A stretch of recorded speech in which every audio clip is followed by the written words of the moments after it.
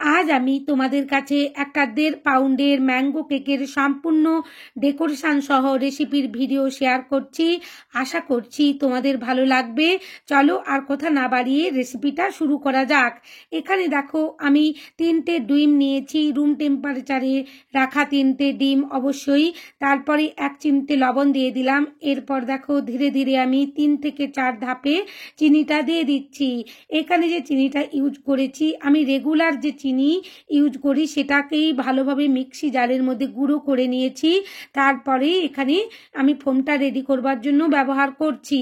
এইভাবে যদি চিনি গুঁড়ো করে নাও তাহলে কিন্তু খুব কম সময়ে আর সহজেই ডিমের ফোমটা রেডি করতে পারবে। ধীরে ধীরে দেখো 5 থেকে 6 মিনিট এভাবে ইলেকট্রিক বিটারের কাঁটা হাইয়ে রেখে বিট করলেই খুব সুন্দরভাবে একটা ফোমি ভাব হয়ে যাবে।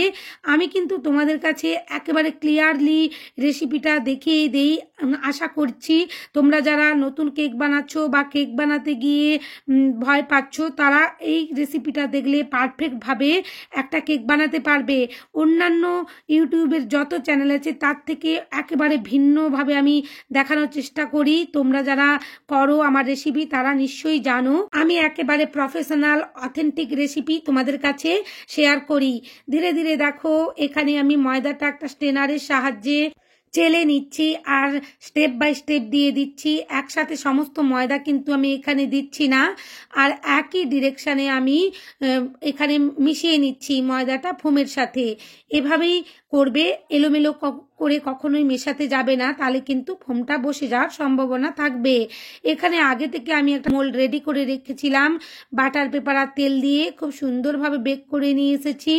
আমি এটা ওটিজির মধ্যে বেক করেছি, তোমরা গ্যাস ওভেনের মধ্যে বেক করলে 35 মিনিটের মতন তোমরা রেখে দিয়ে এটা বেক করতে পারো। দেখো স্পঞ্জটা আমি তোমাদেরকে ধীরে ধীরে লেয়ার কাট করেও দেখিয়ে দিচ্ছি। আর একটা খুব সুন্দরভাবে ব্রেড নাইফ ইউজ করবে তোমরা। আমি এখানে যে ব্রেড নাইফটা দিয়ে ইউজ করছি খুব ভালোই একটা ব্রেড নাইফ, যেটা দিয়ে খুব সহজে কাটা হয়ে যায় স্পঞ্জটা। দেখো এখানে একটা বোর্ডের মধ্যে আমি ক্রিম লাগিয়ে নিয়েছি, কেকটা দূরেই যাচ্ছিল, অবশ্যই কিন্তু ক্রিম লাগাতে ভুলো না তোমরা। এরপর ধীরে ধীরে সুগার সিরাপ দিয়ে আমি সোপ করে নিচ্ছি। সুগার সিরাপটা অবশ্যই ঠান্ডা করে নিয়ে ইউজ করো।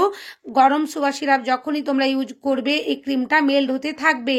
আমি সকল টিপস অ্যান্ড ট্রিক্স সহ তোমাদের সাথে এই ভিডিওগুলো শেয়ার করি। আমি আশা করি তোমাদের ভিডিওগুলো খুবই ভালো লাগে। আর যদি আমার নতুন ভিউয়ার্স হয়ে থাকো আমার চ্যানেলে প্লিজ চ্যানেলটা সাবস্ক্রাইব করো, কারণ এই রকম নতুন নতুন ডিজাইন আর রেসিপির ভিডিও আমি তোমাদের সাথে প্রেজেন্ট করি আর করব। তাই তোমরা অবশ্যই কিন্তু আমার চ্যানেলটা সাবস্ক্রাইব করে রেখো। দেখো এখানে কথা বলতে বলতে আমি ম্যাঙ্গো ক্রাশটা দিয়ে দিয়েছি, খুব ভালোভাবে ইভেনলি স্প্রেড করে দিয়েছি ম্যাঙ্গো ক্রাশটা। আবারও দ্বিতীয় লেয়ার বসিয়ে একই রকমভাবে আমি সোপ করে নিয়েছি। আর ক্রিম দিয়ে ইভেনলি কিন্তু স্প্রেড করবে ক্রিমটা, কখনোই এক জায়গায় রেখে দেবে না বেশি কম করে, তাহলে কিন্তু লেয়ারগুলো বসানোর পর উঁচু নিচু হয়ে থাকবে আর ফিনিশিং করবার সময় অসুবিধে হবে। ধীরে ধীরে দেখো আমি 3টে লেয়ারই কমপ্লিট করে ফেলেছি আর সুগার সিরাপ দিয়ে সোপ করে নিলাম ফাইনাল লেয়ারটাও। আর এখানে অল্প করে ক্রিম দিয়েছি, আমি ক্রাম কোটিং করে ফ্রিজের মধ্যে কেকটা রেখে দেব। আমি 15 মিনিটের জন্য এটা ফ্রিজের মধ্যে সেট করতে রাখতে দিয়েছিলাম। তোমাদের হাতে যদি সময় থাকে তোমরা 30 মিনিটের জন্য রাখতে পারো, কোনো অসুবিধে নেই। দেখো এখানে ধীরে ধীরে আমি একেবারে ক্রাম কোটিংটা করে নিচ্ছি। খুব সুন্দরভাবে আমার ক্রাম কোটিং করা হয়ে গেছে। আর বোর্ডটা কিন্তু ক্লিন করতে ভুলো না, অবশ্যই কিচেন রুমাল দিয়ে তোমরা বোর্ডটা ক্লিন করে নেবে। এরপর দেখো আমি কত অল্প অল্প করে ক্রিম দিয়ে খুব ভালোভাবে এখানে ফিনিশিংটা নিয়ে চলে আসব। আর আমি প্যালেট নাইফ দিয়ে ফিনিশিংটা করে নিচ্ছি। ক্রিমটা লাগিয়ে নেওয়ার পর তোমরা এখানে স্ক্র্যাপারও ইউজ করতে পারো, কোনো অসুবিধে নেই। যার যাতে সুবিধে সেটা দিয়েই তোমরা কাজটা কমপ্লিট করতে পারো। এখানে উপরের অংশেও আমি অল্প করে ক্রিম দিয়েছি। এরপর ধীরে ধীরে দেখো আমি খুব সুন্দরভাবে ক্রিমটা চারিদিকে ছড়িয়ে দিলাম। আর এই ধরনের বড় কেকগুলো কিন্তু একটু বড় প্যালেট নাইফই ইউজ করার চেষ্টা করো। আর নিচের অংশ থেকেও একটু ক্রিম লাগবে বলে মনে হচ্ছিল, আমি সেটাও দিয়ে খুব সুন্দরভাবে একটা ফিনিশিং নিয়ে চলে আসব। আর খুবই ধীরে ধীরে কাজগুলো করতে হবে। কেকের ফিনিশিংয়ের সময় কিন্তু তাড়াহুড়ো করা যাবেই না। তোমাদের জন্য একটা ছোট্ট টিপস, এই যে আমি ক্রিমগুলো তুলে নিচ্ছি, এগুলো কিন্তু আমি একটা বাটির মধ্যে ক্লিন করে নিচ্ছি প্যালেট নাইফটা। কখনোই কিন্তু একই প্যালেট নাইফ দিয়ে রাখো আমি ফিনিশিংটা করছি না। এই টিপসগুলো যদি তোমাদের ভালো লাগে অবশ্যই কিন্তু চ্যানেলটা সাবস্ক্রাইব করো, লাইক শেয়ার কমেন্ট করতে ভুলো না। তোমাদের লাইক শেয়ার কমেন্ট আমাকে নতুন নতুন কাজ করতে উৎসাহিত করে। আর দেখো ধীরে ধীরে আমি কি সুন্দর একটা প্যাটার্ন করে নিলাম। এই প্যাটার্নগুলো খুবই টেকনিক লাগে, আর ভিডিওয়ে দেখানো অনুযায়ী তোমরা যদি করে ফেলো দেখবে আর তোমাদেরকে কিছুই ভাবতে হবে না, অনায়াসেই তোমরা এই ধরনের ডিজাইনগুলো কেকের উপর বানাতে পারবে। আর এখানে কোনো রকমের দেখো নোজেল দিয়ে আমি ডিজাইন করছি না, কেবলমাত্র একটা স্পুন ইউজ করেছি। একটা স্পুনের সাহায্যেই খুব সুন্দর সাইডের অংশ থেকে ডিজাইনটা করে নিচ্ছি। এই ডিজাইনগুলো এখন খুব ট্রেন্ডিংয়ে চলছে। আর প্রত্যেকটা কেক যখন অর্ডার আসে এইরকম ধরনেরই ডিজাইন আমাকে কাস্টমার দিয়ে থাকে দেখি, তো সেই অনুযায়ী আমি করে নিয়েছি। এখানে দেখো আমি রোজ বানানো তোমাদের সাথে শেয়ার করছি।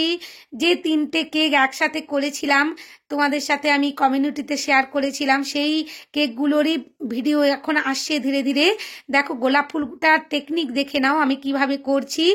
আর এবার সিজারের সাহায্যে নিয়ে কিভাবে ধীরভাবে বসিয়ে দেব। আর এখন তো শীতকাল চলে এসেছে, এই উইন্টার সিজনে খুব সহজেই ক্রিম দিয়ে একটা তোমরা রোজ বানাতেই পারবে বাড়িতে। রোজ বানাতে গিয়ে অসুবিধের মধ্যে কখনোই পড়বে না যদি এই টেকনিকটা ফলো করো। দেখো ধীরে ধীরে ইউ আকৃতির মতন করে আমি নোজেলটা ঘুরিয়ে নিচ্ছি, আর প্যালেট নাইফটাও কিন্তু এক হাতে ঘুরিয়ে নিচ্ছি। খুব ভালোভাবে দুটো রোজ বানিয়ে নিয়েছি। এখানে অরেঞ্জ কালারেরই রোজটা আমি বানিয়ে নিলাম আর খুব আলতোভাবে বসিয়ে দিয়েছি কেকের উপর। এখানে আমি 46 নোজেল দিয়ে একটু স্টার মতন করে নিচ্ছি। সব সময় মাথায় সব ডিজাইন আসে না, যেহেতু কেকগুলো বানাতে বানাতে অনেক রাত হয়ে গিয়েছিল, তো আমি ভাবছিলাম একটা সিম্পল ডিজাইনের উপর করে নেই। তো কি ডিজাইন করব এরকমই করে নিয়েছি।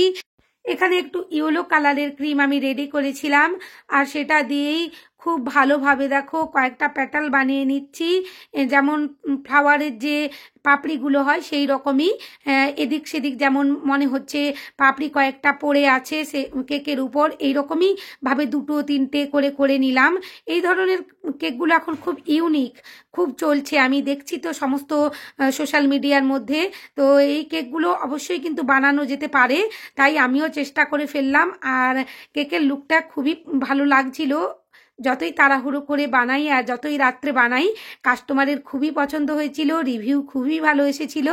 আর দেখো ধীরে ধীরে কিন্তু আমি কাজটা পুরো কমপ্লিটই করে ফেললাম। এরপর আমি একটু গ্রিন কালারের ক্রিম দিয়ে খুব ভালোভাবে লিফ করে নিচ্ছি। এখানে কোনো রকমের নোজেল ইউজ করছি না, আমি পাইপিং ব্যাগটা ভি করে কেটে নিয়েছিলাম।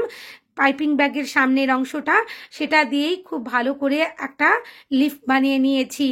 আমার কেকটা প্রায় কমপ্লিট। এরপর আমি উপর থেকে একটু গোল্ডেন স্প্রিঙ্কেল ছড়িয়ে দিয়েছি। এইভাবে গোল্ডেন স্প্রিঙ্কেলগুলো দিলে কেকটার লুকটাই চেঞ্জ হয়ে যায়। দেখো লুকটাই কি সুন্দর হয়ে গেল। আবার আগামীকালের ভিডিওয় তোমাদের সাথে দেখা হচ্ছে।